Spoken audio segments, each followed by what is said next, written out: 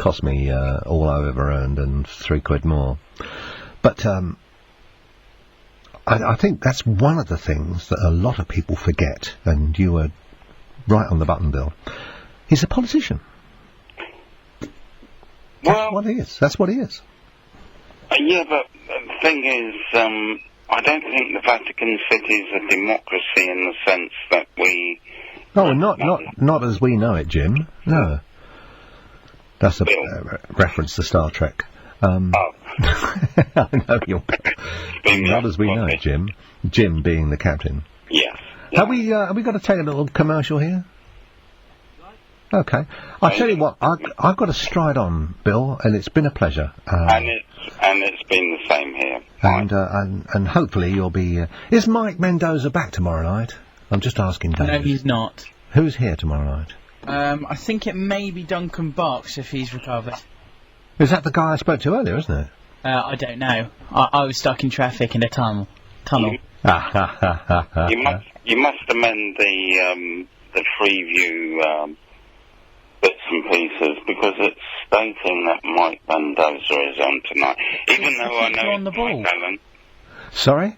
Even though I know it's yourself, Mike Allen. It's me, yes. I know, but on Freeview, and I have got a licence, I'm looking at the TV screen now, and it says Mike Mendoza is broadcasting tonight. Where would the fun be if we handed it to you on a plate?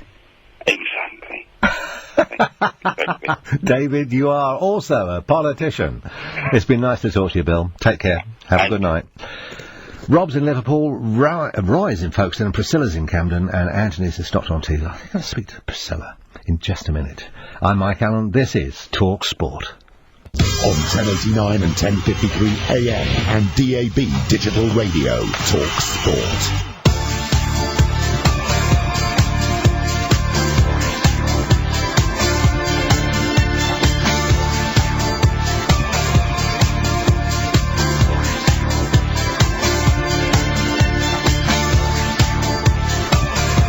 I'm Mike Allen. It's 3:35. It's the thing about digital clocks, isn't it? It's the thing about digital clocks. You can't read it quickly. You can look at it and you know the information, but you can't relate it. And you also want to wait for a round number. That's right. So the time you say 3:35 is actually 3:35 and 33 seconds. Isn't digital time brilliant? Isn't commercial radio brilliant? Priscilla's in Camden. Hello, Priscilla. Oh, hi. How are you? I'm pretty good, thanks. I was talking to my friend Carmen the other day, and she's delightful, and she said, if ever I had a cat, she said I would call it Priscilla. Uh-huh. I said, why? She said, because it's an elegant name, and cats are elegant. And she said, they are naturally elegant. And it's true, isn't it? You've never seen a clumsy cat, have you? I haven't. Extraordinary, isn't it? It's extraordinary. What do you do, then? I'm an artist. What, painting, or...? I make things, paint things, big things. Yeah? Wear What, things, huge, do things. like 6 foot tall and... Sometimes. Really? I've always thought, and I say always thought, it's assumed that when I was 6, when I had the ability to reason, but I've always thought it's a bit of a burden being an artist. Mm-hmm. Because it's so demanding. It's demanding of space, time, and money. Mm-hmm. It costs a lot to do what you do. Mm-hmm. And I just think it's rather unfair, actually. I used to go out with an artist. Well, I used to go out. Had a little relationship. We were kissing, you know. And it only served to fund my beliefs that it's a very hard road to hoe. It shouldn't be. Sorry? Shouldn't be. It shouldn't be. It should not be. I suspect it's probably always been that way, because my special area of interest is the transition around the Belle Epoque. Around the what? The Belle Epoque. Oh, the Belle Epoque, yeah. And it was tough for those guys to get stuff. I mean, that's why artists always live in the cheap seats in Montmartre. Mm-hmm. So. And they're the ones who are kind of doing the work, actually, largely. Yes, I would accept that actually. But it seems. And having said that, we are all artists, actually. We? We are all artists. But you're including me as the inclusive. Well, of course. I'm not an artist. Well, aren't you? Your program's been pretty good tonight. Oh, you're very kind to say that. Thank you. Okay. I had great plans for the program tonight because my boss called me up and he said, "Can you cover for us?" I said, "Yes, okay." And I had it all planned, and the cab was late, and then I left all the paperwork in my flat. The paperwork for what? The program I planned. Oh, okay. So, can you imagine the terror of walking into a studio, the red light goes on, and you've got nothing?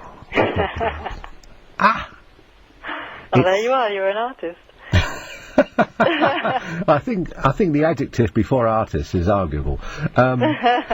So what are you working on at the moment? That's a good question. I'm putting together, I like to put together a portfolio for an MA I'd like to do. Oh, really? Yeah. The reason I said, oh, really, is because I've got a couple of friends who've just gone in to get an MA. Oh, really? Yeah, it seems to be like a rush. It's a rush for MAs? Yes, I don't know. Is there some sort of banking advantage? I don't know. Maybe it's because there's something about it's kind of something that you're kind of on the way to doing research somehow with MAs. I suspect you probably stumbled on the truth there, actually, because once you start researching something, you apply it. It's a learned skill. And of course, with Google and stuff, it's so much easier now than it was, say, 10 years ago. You can get so much information. I Googled myself the other day. Did you? Yes. What did you come up with? 50,000 websites. You're joking. No, I'm being serious. Goodness me. Yeah. That's pretty impressive. Yeah, but no photographs, thank the thank Lord. goodness for that. Thank goodness for that. Oh, goodness. I think it's very nice not to be in the public eye. I think that's one of the advantages of being an artist, isn't it? Because you're not expected to be visually apparent, I mean, they look at the work, not you. Well, and sometimes it does actually include the person too. Oh, absolutely. Only an artist would make that reservation. Yes, they are. The work and the person is the same thing. But from a user-friendly stance, you just look at the work. Yeah, I mean, it's about looking or being with. It might not be just about looking at as well. It might be. I mean, it does actually bring up the question of what is an artist. I mean, it's not just the visual. I mean, artists, they're singers, they could be whatever. In fact, I don't think it's actually got anything to do with the form, the physical. It actually permeates anything. Anyway, artistry, if you think about it. I think probably my specialist subject, if I think in retrospect, would probably be money removal. Say it again. Money removal. Money removal. I was washing my car last summer. Last year, not this year, because you're not allowed to wash it. You can't. I got pulled over by the cops the other day. They said, "You've got mud on your number plate, sir." I said, "Yeah, but I'm not allowed to wash it." He said, "You are obliged to keep it clean." I said, "Yeah, but I'm not allowed to wash it." It's very funny, actually. We had a little... Dry clean it?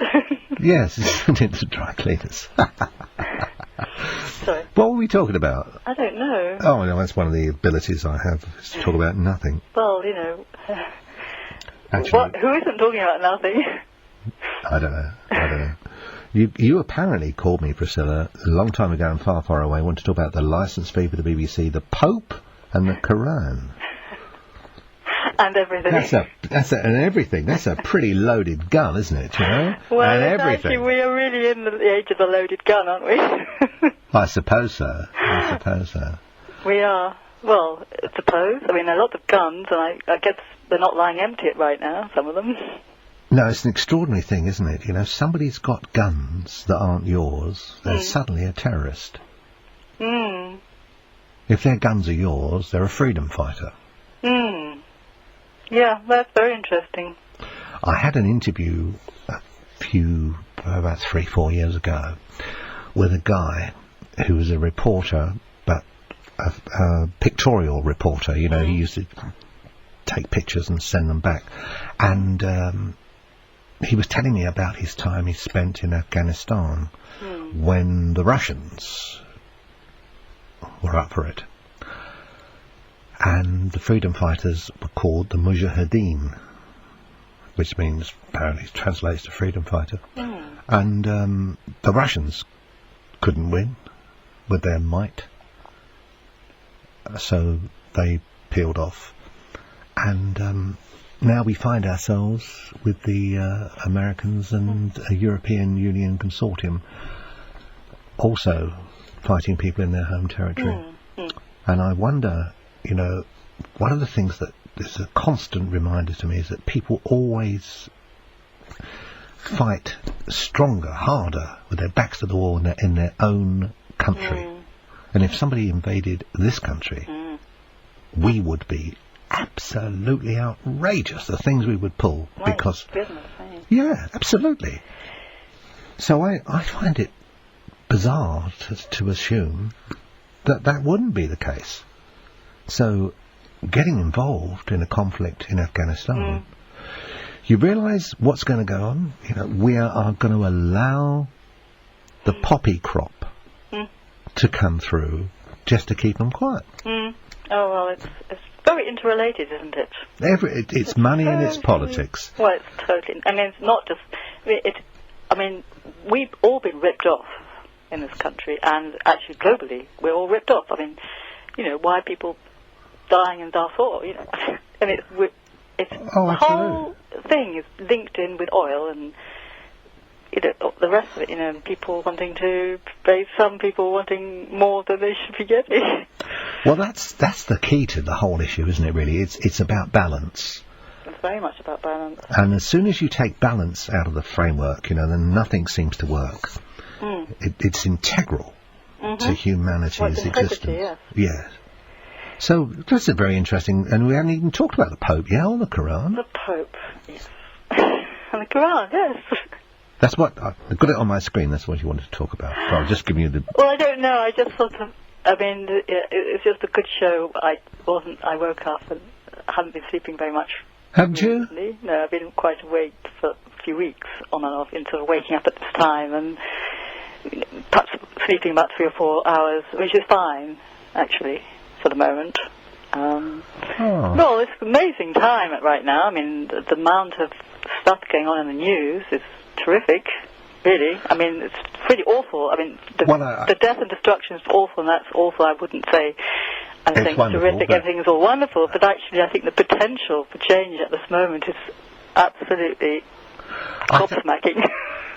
Do you know something, Priscilla? Nobody's said this that I've heard. But in 20 years' time, people will be talking about 2006. In 20 years' time, we'll be talking about it in much the same way as we talked about the moon landing. Did they or didn't they? Did they or didn't they what? Did they or didn't they land on the moon? Oh, right. Because I had a guy on who's written a book called Dark Star. Dark Moon. Dark Moon? Yeah, David somebody. And very interesting, because he's a photographer. And he analysed the photographs of the moon mission, the alleged moon mission, and he said the shadows are totally out of sync.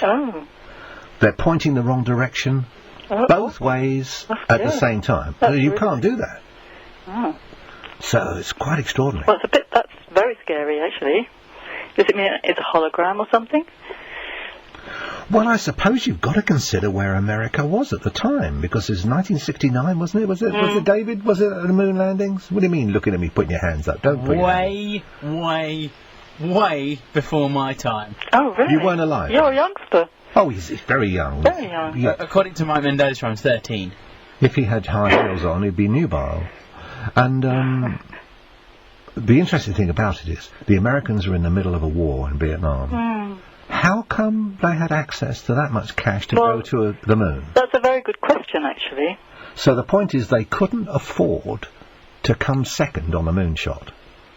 In other words, they had to be seen to be brilliant. So they had to do it. So well, I thought very interesting. Sorry, go on, finish.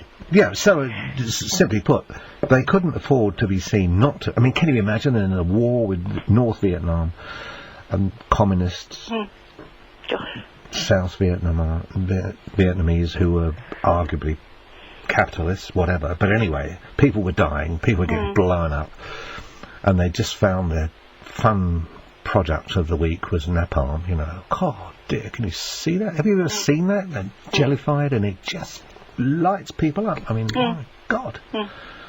What a weapon is that? So we've got this situation where they can't afford to be seen to come second. So they have to win. Well, that seems to be very typical of today. Yeah, no change there then. No change there. Priscilla, I could talk to you all night, but I'll have to take a pause because we've got to make some money on this programme. Oh, really? Yeah, here we go. Mike Mendoza. Now, Mike Mendoza is a name that you would associate with this time of night, but he's not here tonight, actually. I don't know where he's gone, but he's awfully well, so don't worry. And I'm Mike, and I'm looking after the shop, so he'll be back next week as permission grants. If you'd like to be part of the programme, we're talking about religion, we're talking about the BBC licence fee. What else are we talking about? Oh, we talk about everything. This is extraordinary business, actually. It's like free-fall radio. 08704 20 20 20. 08704 20 20 20. Or you can text if you want. Had some funny texts in this morning. What are these people who listen to Mike Mendoza? They're different to the people that listen to me. Don't they? Really? There's some... Michael, I'm worried about you. It's an email, if you would like, to talksport.net. Thank you so much. Talking from Liverpool this morning, it's Rob. Hello, Rob. Hello. Hello, sorry to keep you waiting. We had a bit of a rush on tonight. That's not what it is. They were all very insistent callers. Interesting. Oh, yeah. Oh, good. I think you had you've talked the most sense out of anyone tonight, to be honest with you. Oh, I don't know anything, mate. Well, no, but all I want to do is, I just want to, the lad from Birmingham who was talking before, I thought his views a little bit reactionary, to be perfectly honest with you. I can't remember. He was talking about immigration, and he seemed just a tad right-wing, to be perfectly honest. Yeah. Well, you know, well, I can't remember it, so I can't. He seems to be wanting to keep our way of life going when our way of life is pretty poor to begin with, to be honest with you. Yeah. Well, I mean, Birmingham's a lovely place, but it's a lovely place on account of, I don't want to sound offensive, but the people who are from Birmingham or born there, to be honest with you. I mean, I think immigration's a good thing, to be honest. Well, one of the essentials that people miss when they talk about the British Isles is that we're an island nation and we've always traded because that's the only way we could exist. Exactly. And we've always been outward looking. Exactly. And as soon as you take because it's not big enough to be inward looking, is it? No, it's not a very big country. And as soon as you come face to face with that, then you understand the British mentality. They're traders. It's like a big cake. The bigger or the smaller the cake is, the more flavour you need. And we all need. I can't get enough of flavour. That explains. You've done it. You've explained why curry is so popular. Isn't it? No, it's like a cuddy cake. It sounds a little bit stupid, but it's right, isn't it? Yeah.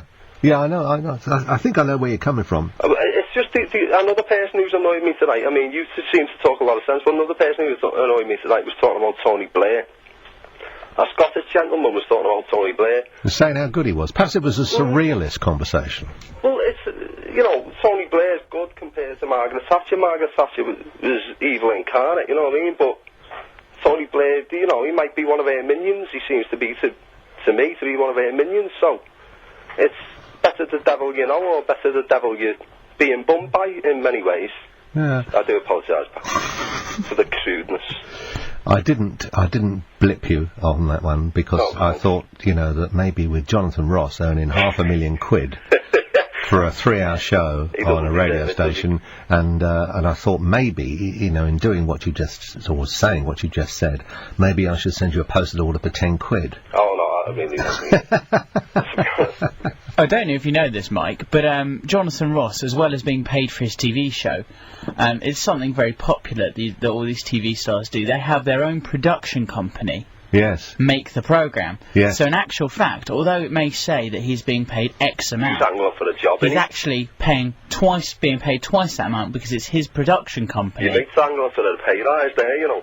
Do you know something, Rob? I've got to get my own production company. I'll sell you. I'm stuck in. There you go. I'm available at weekends. I'm sure you are, my friend. Cheeky. So what do you do Monday to Friday? You working or what? Who, myself? Yeah. Yeah, I work, yeah, but, you know, it's a pretty dead-end job, so I'm a bit bored. Yeah. There's nothing worse, is there, than having a lively mind and a rubbish job? I agree with it. How do you feel about that?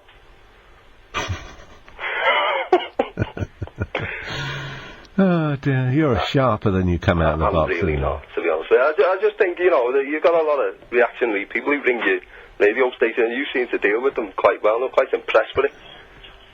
Oh, really? I don't.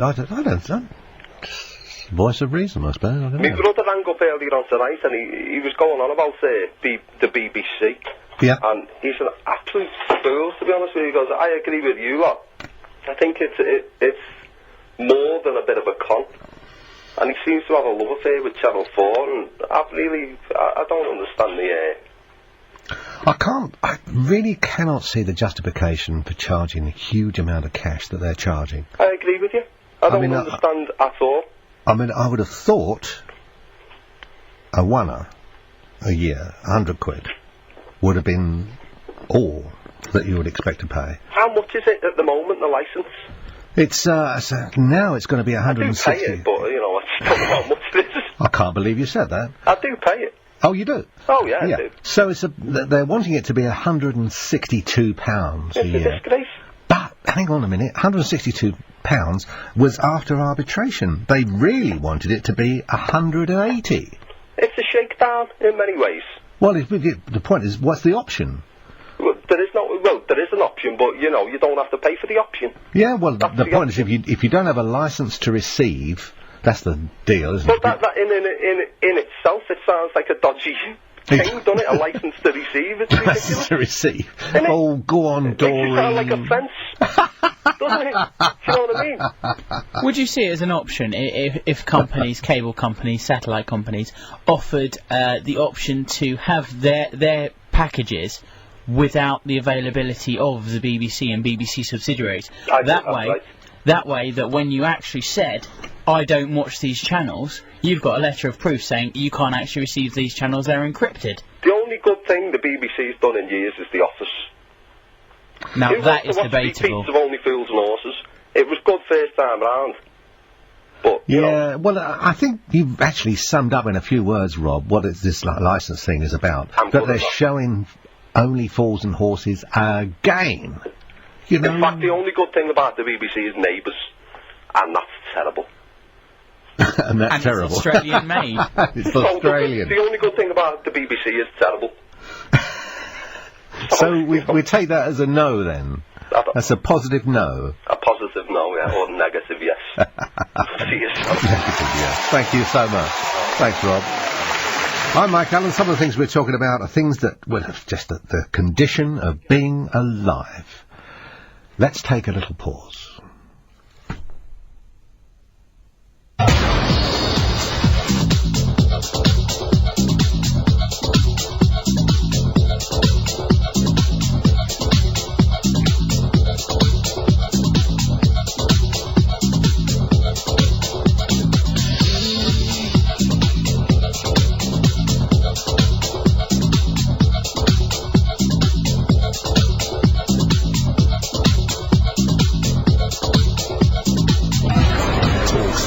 On the hour news. News centre at 4. On 1089 and 1053 AM. Talk Sport.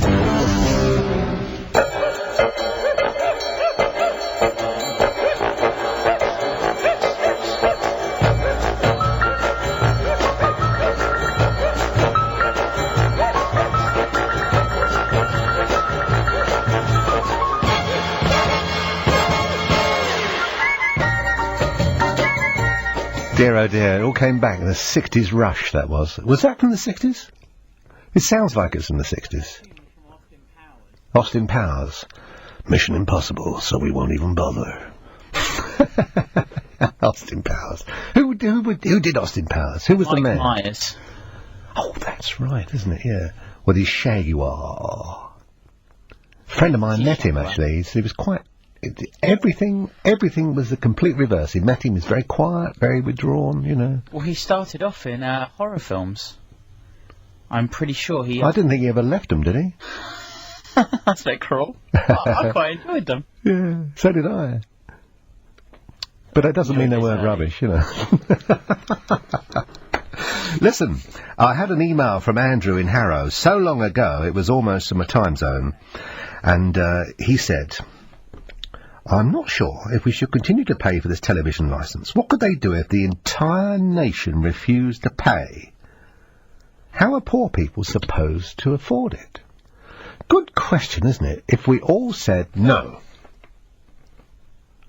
But it wouldn't be based on a realistic approach, would it? Because they have to have some money. But I have noticed, watching BBC TV, watching independent television, you know, the BBC take breaks to trail programmes. And have I know I asked this, you know, in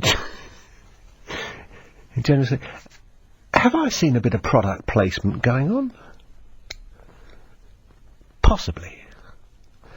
One of the issues we're talking about this morning, actually, on 08704 20 20 20, we're talking about the BBC's decision to increase the licence fee. They would have us pay 180, and we balked at that, so I think they've said, OK, well, it's 162.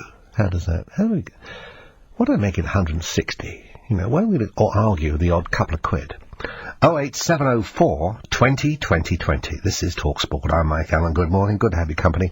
Mike Mendoza's normally here. There's nothing awful happened to Mike. He's not in tonight, you know.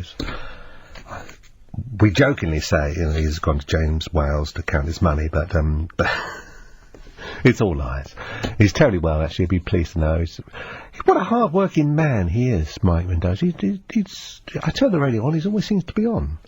08704 20 20 20. We're talking about the Pope. We're talking about the Quran. We're talking about terrorism. We are? Apparently so, actually. And we're talking about the BBC's decision to charge us more cash just to watch. Really? Yeah, I think we should talk about it. I'm surprised it hasn't had even more coverage. Stop and think about it. There's a lot of people in our society who don't have the cash, you know. Let's be honest, there's not so much cash flashing around as there was. People try and ignore that. They say, no, there's loads of money. No, there's not. I was talking to a couple of people that own shops where I live, and they've been telling me for about 2 years now that things have been a bit mean, bit tight, not so much cash. Not so much money flashing about. What does that mean? It means, I suspect, we're approaching a point in our history when we're going to have to reassess. And I just got a cold feeling about that when I said that to you. I just got a cold feeling in my chest. 08704 20 20 20. What would your message be to the Board of Governors at the BBC having asked you to increase your payments so that you can watch? What would you say? I'm not restricting you to the amount of words, as long as they're expletive free. 08704 20 20 20. Or you can text me on 81089 or send me an email. Go on, you know you want to. talksport.net. People are calling up now. If you're calling, and thank you if you are, thank you very much, always nice to hear from you, and we're not picking up, it's just because we're talking to somebody else. Okay, so just let it ring, and we will get to you. Ray, is it? Is it Ray or Roy in Folkestone? Roy. It's Roy. Do you know, Roy, this time of night, my eyes are dimming. Hello, Mike. Hello. I want to talk to you. Thank you. On another channel when it was owned by the lady from Tesco, and I was on with Pete Murray every morning. I was Roy of Bedford then. Oh, right. And I used to talk to you sometimes during the day. But you're doing well. You do take calls from listeners.